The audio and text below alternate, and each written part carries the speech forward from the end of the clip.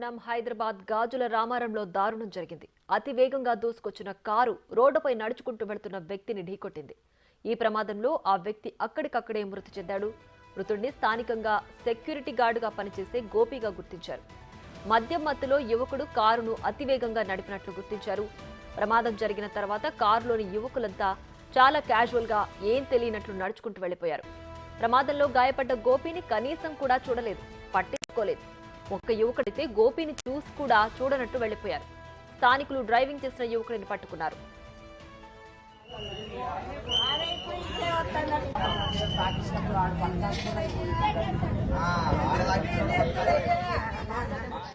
CC camera దృశ్యాలు చూస్తుంటే చాలా దారుణంగా ఉందనే చెప్పాలి. మూలమలుపు వద్ద కూడా కారు ఏమాత్రం స్లో కాలేదు. అప్పుడే అటుగా వస్తున్న బైక్ కూడా ప్రమాదం నుంచి జస్ట్లో మిస్ అయింది. ఇక అటుగా వస్తున్న గోపి మాత్రం బలయ్యాడు. కారు ఢీకొట్టిన వేగానికి అతను ఎగిరిపడ్డాడు. పడే క్రమంలో అతని తలకు తీవ్ర గాయమైనట్లు విజువల్స్ చూస్తే తెలుస్తోంది. అతను మళ్లీ లేవలేదు. కారు ఢీకొట్టిన వేగానికి కరెంటు పోల్ విరిగిపోయింది. పక్కనే ఉన్న కాంపౌండ్ వాల్ కూడా దెబ్బతింది. ఈ ప్రమాదానికి కారణమైన యువకులను పోలీసులు అదుపులోకి తీసుకున్నారు.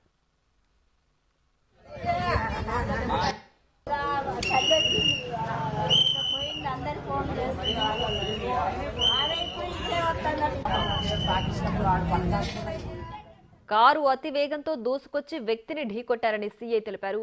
స్పాట్లోనే ఆ వ్యక్తి చనిపోయారని తెలిపారు. మృతుడి తల్లి ఫిర్యాదుతో కేసు నమోదు చేశామన్నారు.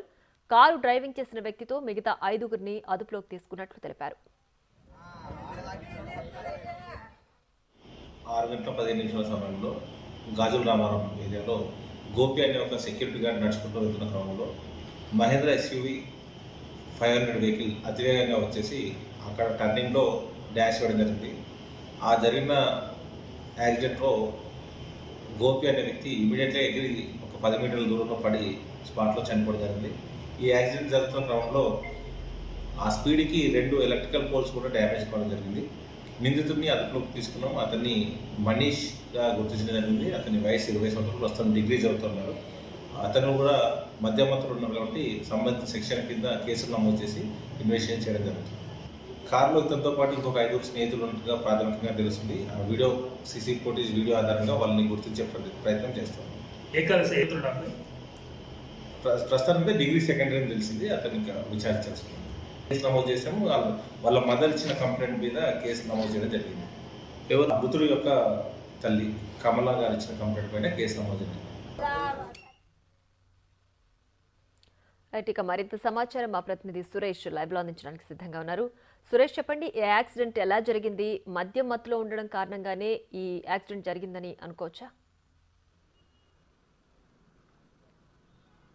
ఈరోజు ఉదయం 6:30 గంటల సమయంలో గాజుల రామారం చౌరస్తా వద్ద ఇదే కారు XUV 500కి సంబంధించిన కారు అతి వేగంగా వచ్చి అక్కడ నడుచుకుంటూ వెళ్తున్న గోపి అనే వ్యక్తిని ఢీకొట్టడం తర్వాత అక్కడే ఉన్న కరెంటు పోల్ను కూడా ఢీకొట్టి ఆ కాంపౌండ్ వాళ్ళకి దూసుకెళ్ళింది. అయితే అక్కడ ఘటనా స్థలంలోనే గోపి మృతి చెందడం జరిగింది.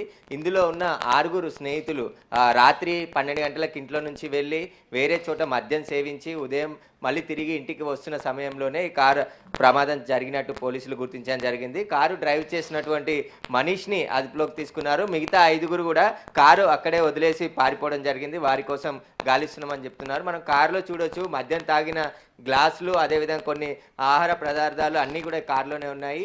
వీరు ఈ కారు కూడా ఎవరిది, ఎక్కడి నుండి తీసుకొచ్చారనే దానిపైన పోలీసులు కారు నెంబర్ ఆధారంగా దర్యాప్తు చేస్తున్నారు. ఆ మద్యం మత్తులోనే కారు ప్రమాదం జరిగినట్టు పోలీసులు గుర్తించడం జరిగింది. మనీష్కి బ్లీడ్ అనలైజర్ పరీక్ష చేయగా అతను మద్యం తాగినట్టు పోలీసులు గుర్తించారు. BNSF యాక్ట్ కింద పోలీసులు కేసు నమోదు చేసి దర్యాప్తు చేస్తున్నారు. అయితే ప్రమాదం జరిగిన సమయంలో గోపి ఎగిరి దాదాపు 10 మీటర్ల దూరంలో పడిపోవడం జరిగింది. పడిపోయిన తర్వాత కనీసం అతన్ని లేపే ప్రయత్నం కూడా ఇందులో ఉన్న యువకులు చేయకుండా అక్కడి నుంచి పారిపోయారు. తర్వాత స్థానికులు వచ్చి గోపిని చూడగా అక్కడికే చనిపోయినట్టు గుర్తించడం జరిగింది. అయితే గోపి మృతదేహాన్ని గాంధీ మార్చరికి తరలించారు పోస్ట్మార్టం నిమిత్తం. అతను సెక్యూరిటీగా పనిచేస్తున్నాడని చెప్తున్నారు. గోపి కుటుంబ సభ్యులు కూడా ఎవరైతే ప్రమాదానికి కారణమైన యువకులు ఉన్నారో వారందరినీ కూడా కఠినంగా శిక్షించాలి. రోజు కూలి పని కోసం వెళ్ళే గోపిని ఇలా అకారణంగా రోడ్డుపై నడుచుకుంటూ వెళ్తున్న వ్యక్తిని కారుతో ఢీకొట్టి చంపారు కాబట్టి వారిపై కఠిన చర్యలు తీసుకోవాలని చెప్పేసి వాళ్ళ కుటుంబ సభ్యులు చెప్తున్నారు. ఇదే వెహికల్లో అంటే అందరూ కూడా మద్యం తాగి ఉదయం 6:30 గంటల సమయంలో తిరిగి గాజుల రామారానికి వస్తున్న క్రమంలోనే ఈ ప్రమాదం జరిగిందని చెప్పేసి కూడా పోలీసులు గుర్తించడం జరిగింది. పోలీసులు కేసు నమోదు చేసి దర్యాప్తు చేస్తున్నాము. నిందితులకి ఇప్పుడు ఎవరైతే పారిపోయారో 5 మంది యువకులు వారిని కూడా అదుపులోకి తీసుకుంటామని చెప్పేసి కూడా జీడిమెట్ల సిఐ చెప్తున్నారు. ప్రస్తుతం కార్ డ్రైవ్ చేసినటువంటి మనీష్ పోలీస్ స్టేషన్లోనే అదుపులోకి తీసుకోవడం జరిగిందని చెప్పేసి పోలీసులు చెప్తున్నారు. ప్రియా. రైట్ సురేష్, అయితే ఇప్పుడు ప్రస్తుతం డ్రైవర్ మనీష్ ని అదుపులోకి తీసుకున్నారు కదా, మిగతా వాళ్ళు కూడా స్టూడెంట్స్ ఏనా? అసలు వాళ్ళు ఏం చేస్తున్నారు, ఎక్కడి నుంచి వచ్చారు? వీరంతా డిగ్రీ సెకండ్ ఇయర్ చదువుతున్నారని చెప్పేసి పోలీసులు చెప్తున్నారు. మనీష్ కూడా డిగ్రీ సెకండ్ ఇయర్ చదువుతున్నారు. కుబ్దులాపూర్ విలేజ్కి సంబంధించి అక్కడ నివాసం ఉంటున్నారు. వాళ్ళ తండ్రి ఆటో డ్రైవర్గా పనిచేస్తున్నారు. మిగతా స్నేహితులు ఎవరైతే ఉన్నారో వారు ఈ కార్ని తీసుకొచ్చి ఆ కార్లో మనీష్ని రిటర్న్ వచ్చేటప్పుడు మనీష్ని డ్రైవ్ చేయమన్నట్టు చెప్తున్నారు. కానీ ఈ కారు ఎవరిది, ఎక్కడి నుంచి తీసుకొచ్చారు, మొత్తం వీళ్ళ 6గురు ఎక్కడ పార్టీ చేసుకున్నారు, ఒకవేళ పబ్బుకి వెళ్ళారా, లేదంటే ఎక్కడి నుండి వీరంతా రిటర్న్ తిరిగి వస్తున్నారనే దానిపైన వీరందరినీ అదుపులోకి తీసుకున్న తర్వాత విచారిస్తే అన్ని విషయాలు బయటకు వస్తాయని చెప్తున్నారు. అక్కడ ప్రమాదం జరిగిన దృశ్యాలన్నీ కూడా అక్కడే ఉన్న సీసీ ఫుటేజ్లో రికార్డ్ అయ్యాయి. అతి వేగంగా అతి నిర్లక్ష్యంగా వీళ్ళు కారు నడుపుకుంటూ రావడం జరిగింది. పక్కనే వెళ్తున్న ఒక వెహికల్ కూడా ఆ కొద్దిలో తప్పించుకుంది, లేదంటే అతను కూడా ఈ ప్రమాదానికి గురయ్యేవాడు. కానీ నడుచుకుంటున్న వెళ్తున్న వ్యక్తి గోపి అక్కడే అంటే వాళ్ళ తల్లికి టిఫిన్ తీసుకురావడం కోసం ఉదయాన్నే ఇంటి నుంచి టిఫిన్ సెంటర్కి వెళ్తున్నాడు. ఆ క్రమంలోనే వీరు అతివేగంగా వచ్చి ఒక్కసారిగా ఢీకొట్టడంతోనే అతను ఎగిరి 10 మీటర్ల దూరంలో పడిపోవడంతో స్పాట్లో చనిపోయాడని చెప్తున్నారు. వీరు డిగ్రీ సెకండ్ ఇయర్ చదువుతారు కాబట్టి ఏ కాలేజీ అన్నీ కూడా వివరాలు సేకరిస్తున్నామని చెప్పేసి పోలీసులు చెప్తున్నారు. గతంలో కూడా ఇలా తాగుబోతుల నిర్లక్ష్యానికి రోడ్డుపై నడుచుకుంటూ వెళ్తున్న వారందరూ కూడా బలవుతున్నారు కాబట్టి కఠినంగా శిక్షలు పడాలి. ఎందుకంటే చాలాసార్లు పెడిస్ట్రియన్స్కి సంబంధించి మద్యం మత్తులో కార్లు నడిపి ఇలా రోడ్డు ప్రమాదాలకు కారణమవుతున్నటువంటి వారిని బయటికి రాకుండా కఠినంగా శిక్షిస్తే తప్ప వీరు బయటికి ఇలాంటి ఘటనలు పునరావృతం కావు అని చెప్పేసి కూడా కుటుంబ సభ్యులు చెప్తున్నారు. ఈ గోపి కూడా రోజు కూలి పని లేదంటే సెక్యూరిటీ గార్డ్గా ప్రైవేట్ సెక్యూరిటీ గార్డ్గా పనిచేస్తున్నాడు. వాళ్ళ కుటుంబంలో చిన్న కొడుకుగా ఉన్నాడు. ఇక ఇతనికి పెళ్లి కూడా కాలేదని చెప్పేసి వాళ్ళ కుటుంబం చెబుతున్నారు.